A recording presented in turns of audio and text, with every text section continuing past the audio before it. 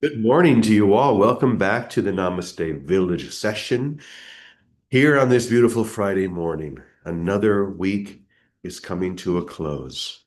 And so, what we're going to be doing today, I think, is going to be lovely because I'm going to be stepping back and letting our two lovely queens, Queen Victoria and Queen Penny Honey, lead us into kind of a wrap up of the week. I have no idea what they're going to share or what they're going to talk about other than what we shared during the whole week. And I'm sure they're going to find some brilliant way to bring our attention back to the most important elements of that. So I'm going to go ahead and turn it over to the two of you, and we'll begin with Penny Honey. Welcome.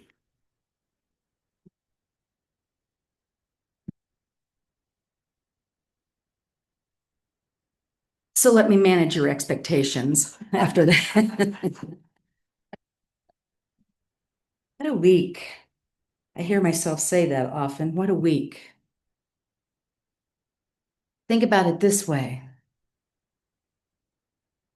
What a week.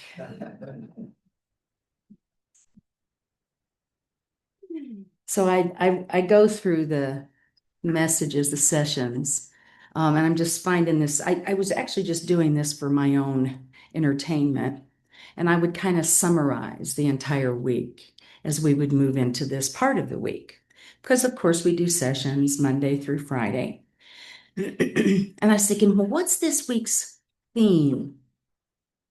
And so I was coming up with all this poetic, the theme holds the tension between upheaval and stillness. The theme was about the multiplicity and the wholeness. It honors the shaking and the cracking open of the ground so that the seed might express its greatest expression. We talked about the multitudes and what is contained in that, and the dance. But I could also summarize it this way. There's been a little bit of Johnny Cash in there. We talked about fornication. We have gathered together as a community to open our minds and our hearts. We've enjoyed some amazing chants by both James and Scott this week. But we opened the week with this, shaken to awaken. And I fell into a burning ring of fire. What a week. What a week. James reminded us of that quote that inspired a good portion of his journey, and that was, I've come here to set the world on fire. The ring of fire that we're invited into, we talked about that, right? We talked about how it is going to the center, the process of that shaking it up so that we are opening to what's available to us as the divine expressions that we are. The holy upheaval, we called it. Welcome, welcome, welcome, Vicky always reminds us. And it came down to this. We're willing to not only be shaken, but to be stirred.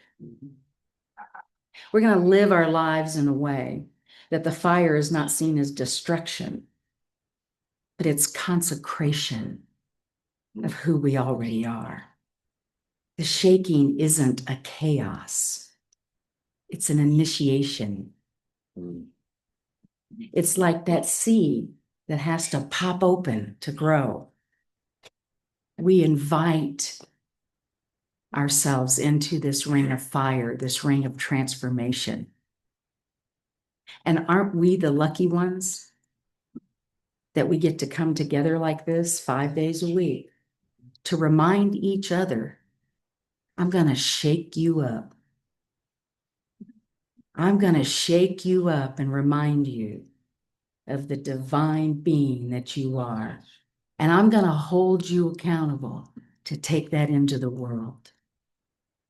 And I don't know what else we're here for But what I can tell you is in that conversation about that shaking, it reminded me that we do contain multitudes, as we were given from the movie Life of Chuck. If you haven't seen it, if you haven't read the book, you just need to do that. That Walt Whitman poem, The Song to Myself, he said, I contain multitudes. I am large. Multitudes. And then to start plugging that into our oneness, we get reminded of the infinite expression that oneness is, because we are multitudes. We are multitudes. You're not just a drop in the ocean, Rumi reminded us. You are the whole ocean in a drop. No pressure. Take a breath, because you're already that. It's not somewhere we're trying to get to. We are that. What if we were to live in a way that we remembered those divine truths of ourselves? To live from the premise that I am only here to be truly helpful. We talked about that this week. That wholeness, that holiness in our giving, in our living, in our devotion to the divine.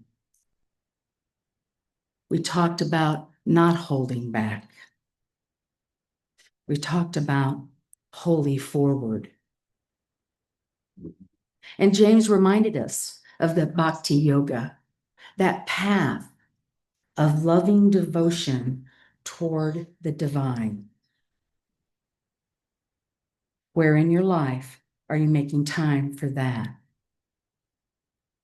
Loving devotion toward the divine,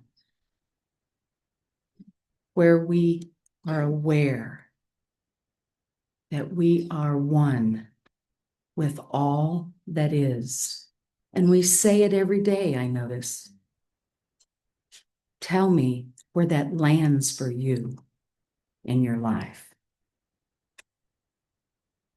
Where do you see that expressing into the world? Because you know me, I think that there's some action tied to it. I think I can think it all day long. I think I can be devoted to it in my practice, and I highly encourage that. And then we step into this illusion that we have built. Look how powerful we are. And it is ours to bring that knowing there through our actions of love. Only love. Only love. Only love. And yesterday we talked about the dance, right? Walking into and through the storm to get to the center. That is where we get to dance. That is where we celebrate this knowing about ourselves, right there in the center of the hurricane, right there in the center of the mess, of the fear, of the sadness, of the grief. Right there is where we get to dance. And Anne, remind me her last name that was here speaking. Wasn't her name Anne? Anne Blanchard. Anne Blanchard. She said this, and James shared this with us. You can dance in the hurricane, but only if you're in the eye. We are expounded by depth when we come to a place that we can dance in the eye of the storm. Dancing in love at the center of who we are, in the eye of the hurricane. And like Vicki reminded us, that her dad so wisely shared with her. That's Mary, kid. That's Mary. The divine, the peaceful, the present, the perfection, all to remind us of who we are, not to set up a competition, not to make us feel less than, not to give the impression that we aren't already that, to remind us we already are. And to consider the power of the dance, to dissolve, to allow, to notice, to create, to express. Man, if that doesn't make you want to learn the two-step, I just don't know what will. The waltz, the tango, all of it, every one an expression. Can you stand back and be in the eye of the hurricane and appreciate the dance that is happening around you, through you, and through the people that you are blessed to be in community with, and even those that you don't even want to be at the same party, let alone join in the dance? Can you dissolve into that, Penny? Can you? Can you allow and notice that? And then create and express from there. So between the burning ring of fire and a few F-bombs, right? We've had quite a week. The brief reference to fornication, the inspired chants, and all those things that we've talked about. The life of Chuck. Thank you for 39 great years. What is this week's theme? I'm open to suggestions. What is this week's theme? I came upon this quote by Ernest Holmes. And then I'm going to turn it over to Vicki, and then I have a little something I want to read to you. Love is the self-givingness of spirit through the desire of life to express itself in the terms of creation. Love is our theme. There's a shocker. Love. So, Miss Vicki, why don't you take it from there? Well, thank you, Reverend Penny. Morning, everyone. Morning, Brother James. And thank you, everyone. And, I'm going to throw in my favorite quote. And it's not from the Course in Miracles. This is something I ran across. I think I was in the 7th or 8th grade. And I knew it was kind of the guiding force of my life. And you've heard it before, but this is a good one. It's Teilhard de Chardin. And the quote is, after man has mastered the tides, the waves, oh God, I always know it. The tides, the waves, the gravity. Wait a minute. After me, oh God, I'm going to forget it. I should write it. I've never written it because I always know it. After man has mastered the waves, the tides, and something else, man will discover for God, oh, the fire of love. I've messed it up completely. Anyway, the gist of it is, and for the second time in the history of the world, man will have discovered fire. And I see some of you know that. And I did mess it up, but the essence of it is what this week was about. This was a week about the joy, the art, the science, the frustration of transformation, of moving from believing ourselves as bodies with self-interest and self-desires and all kinds of things going on, to being willing to, in our heads, think we let go of something very grave and dear and sacrifice to walk through some fire that brings us into heaven's light. But the truth is, what we give up, what we are so attached to, what we hold on to, is a false sense of who we are. That's all we've been fighting, is the image of ourself, so that the self that we are, the I am, the Christ of us, can move and breathe freely here, even in these costumes, in this time and space. And that transition can often look like it's a fire, a ring of fire that we pass through. But when we that's when it's the fire, because we hold on to some outcome, some situation, some person, some specialness of some sort. And the giving up of it feels like we're being tortured. And that the entrance to another way seems torturous, to give up what is in our best interest. It's always the moment of Abraham holding the axe to kill his own son. That's how it feels to us. That's why it feels like a fire. And when we let go and open up, and this is always the transition point, I want to know more than this. I'm ready. I'm willing. And we pass through and we hear that voice say, no, it isn't a sacrifice. Come home. That's the coming home. And then when we do let go and pass through that scary spot that looks like a fire, on the other side, it's luminous light, it's expansiveness, it's spaciousness.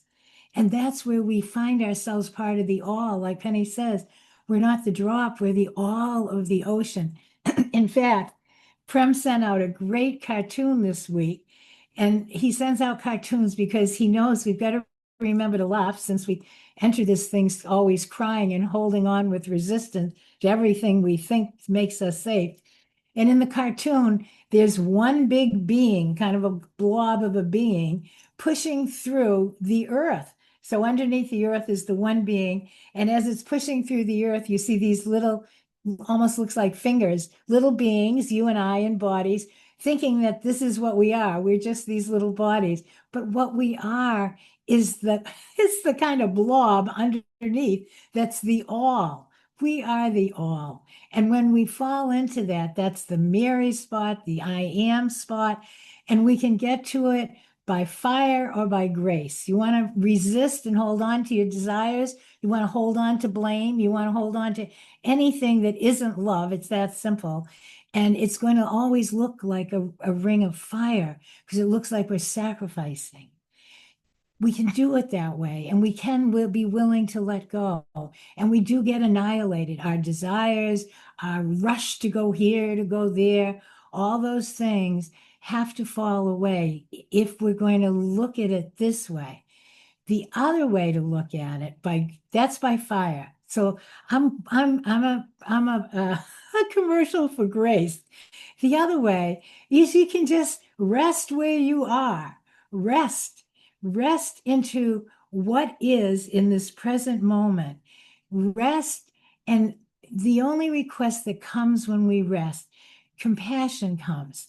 You'll notice that when you're not rushing around looking for the next something, what you do notice is a call for love around you, whether it's the planet or a brother or a little lost dog. And that other passageway comes through being truly helpful, just wanting to be truly helpful. When we really want to be helpful, not to solve something, some itch that we're trying to scratch somewhere, but be truly helpful, then that ring of fire turns into a bridge. That's what the Holy Spirit is, a bridge. And in our wanting to be truly helpful, love comes into full focus, and we find ourselves kind of fallen into this land of grace, into this land of expansiveness, where what we say, what we do, isn't coming from that itch of resistance. Where it's coming from is a give in us that is us. It comes from love just wanting to express itself and be. And then all our actions here in time come from that inspiration to love. So we can live by the grace of inspiration. And in the Course, even, Jesus says, the followers in my party are active doers. And he says they've learned to listen, learn, and do. And in the doing is giving. And it may take every form or no form. It's each of us listening and recognizing that each of us already is there and is already listening. rather than trying to correct or judge or figure out anything from the outside picture, but moving from that fire that doesn't burn. It's like Moses's bush, it doesn't burn. It infuels, it's like fuel. It fills us with holy inspiration to go and whatever it is, clean out your closet, go on a trip, do whatever is given us to do, whatever our part is. Because when we are just being ourselves, when we rest and are being ourselves without trying to resist or get anything, we fall into the land of what we truly are, because there's only one real land, and that's the land of love. It's the land of the voice, the spirit, the fullness of being. And when we move from that, then the world changes in front of us, because there's finally been a shift in us. And the world is reflecting that shift, and not our attachment to do it our own way, have our own self-will, hold on to anything. So the freedom and the passage, as we let go and rest into love, we pass that ring of fire, not as a ring of fire, but as a bridge. So that's what I would say to all that. And now give it to you, Penny. Thank you very much. Thank you. Queen Victoria. I think I'll go with Princess Penny if we have to have a title. Oh, and we like titles. We like labels and tabs and, titles, don't we? Yeah, it's good to be human. So as we rest, I just invite you in it, because we take a lot in a week, right? I mean, this is a lot of study and a lot of invitation, a lot of stretching, right? To be shaken and stirred, to be set ablaze, not by fear, but by love, to dance in the storm, but only within its eye, with your partner called love, to live not as fragments, but as multitudes, to give, not to get, but to glorify the divine, to live holy, yes, with 2 L's, and to love the holy that you are, to live large in love. I think that's our theme this week. To live large, be the multitudes that you are. Do it in love. And that brings me to this.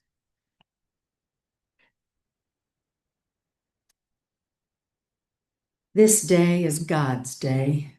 As an idea in mind, it is filled with joy and right opportunities. This day is already ruled, governed, and established by God's law, divine love itself. And it is overflowing with everything good for me and mine and all. This day is not something that is going on in time, but something that is already beautiful and great in mind and heart of infinite wisdom and divine intelligence. When confronted today with the details and minutiae, instantly know that God's hands move everything in order and right action. There is no rush, no worry, and no pressure. Today, there is only God's perfect plan unfolding with all its power, continuity, and effortless effort. Live large, my friends. Thank you, dear. I have to tell you, I really like this Friday wrap up. I think we're going to do this every Friday, having Penny come up and remind us of the core lessons that we are here to learn. Of course, The core is always love, only God, only now. And to be reminded of them, it's good teaching. Let's continue that. And Vicky, you were talking about that beautiful quote from Pierre Desjardins. Here's the actual quote. Someday, after mastering the winds, the waves, the tides, and gravity, we shall harness for God the energies of love. And then, for a second time in the history of the world, man will have discovered fire. Beautiful. There's one other thing that we shared a lot this week. And by the way, for all of you who are on Zoom right now, I want you to go grab a piece of paper and have a pen ready, because in a moment I'm going to give you an email address. So get a piece of paper and a pen. Those of you who are at Namaste, we're going to have something in the back for you. So you don't need to do anything yet. But the other thing that we did this week was that I shared at least a couple of times excerpts from the book that I have coming out very shortly, The Annihilated Self. I want to say about that book that, so this is the 26th book that I have put out. That's a good number. I never thought it would get that high, but, and there have been some books that I maybe shouldn't have put out, like 10 Spiritual Lessons I Learned at the Mall. That was one of them. So there were a few that were duds, but there were also a few that I think were really expressed this truth the way that we do every day, and the truth of my own heart. Emissary of Light, my first book, certainly that. The Moses Code, certainly that. The Art of Spiritual Peacemaking, which then became the Yeshua Code, most definitely. Well, I would say that this book, The Annihilated Self, is probably the very top, because it so succinctly brings us to the point of dissolve. It's time for us to dissolve that split self, the ego, into love. So there's dialogue in that book between the self and love. I think of everything that I've had the great privilege to bring forward in print form.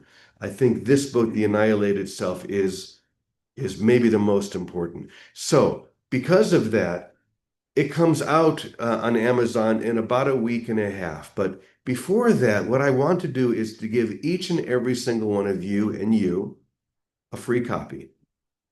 Okay?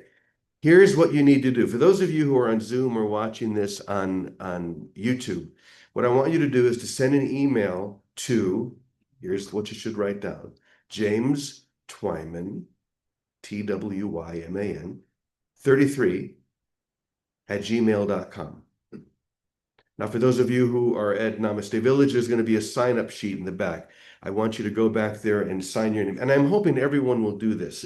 Let me tell you why. Number one, I want to send you all a PDF of the book before it comes out, so you can begin to just dissolve into it. And then what I'm going to ask in return, and the reason I'm asking this is that it's so very helpful in the algorithms of Amazon to lift it to the point that others will see and hear this message. In order for a book to get noticed, it has to first get noticed. And it can't get noticed unless it's in a certain position. So what I'm going to ask you to do is, in about a week and a half when the book comes out, I'll make sure I send an email to everyone. What I'm going to ask you is that you go buy a copy. It could be the Kindle, which is only a few dollars, or it could be the paperback version. You're going to probably want to after reading the PDF. And here's the most important thing: write a review. Now, the reason I'm asking you to buy a copy is that then it becomes a verified review on Amazon. There's a big difference between a verified and an unverified review. So if you've bought the book, then you write the review, then it gets a lot of attention. It really helps with the algorithms. What my goal is not to draw attention to me, but to thee, to the divine within each one of us, and to really bring attention to that final step where we are called to dissolve, to even be annihilated, not the self that is known and loved by God, but so that that can be revealed, so that the split self, that which thinks itself to be separate, can finally at last be annihilated by love. The subtitle of the book is Consumed by the Fire of Love. That's what we're here for. That's the only thing we're here for. So once again, those of you on Zoom and YouTube, send an email to jamestwyman33@gmail.com. I'm going to send it out either tonight or tomorrow. For those of you who are here at Namaste, there's going to be something in the back right there on the table. And you can put your email address and we'll do the same. So I thank you in advance. I hope you love this book as much as I have loved writing. It's hard to even say writing it because it's more like it writes me. Yeah. And next week, I'm going to be going to my cabin in Mazatmitla and recording the audiobook for it. So that'll be available in a couple of weeks. And to all of this, to everything we have shared this week, to all of the love that we have awakened within, we say together, Amen, Amen, Amen, y punto. Thank you, everyone. Thank you, Penny and Vicky. We love you all. Namaste.